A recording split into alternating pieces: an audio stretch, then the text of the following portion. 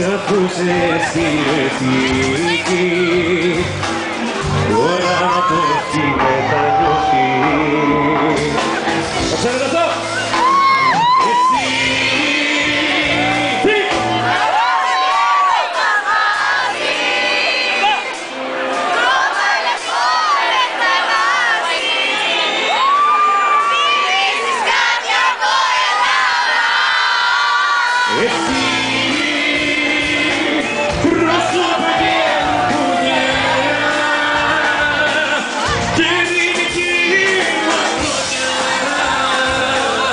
σκορπίζεις έρωτα στο δικιά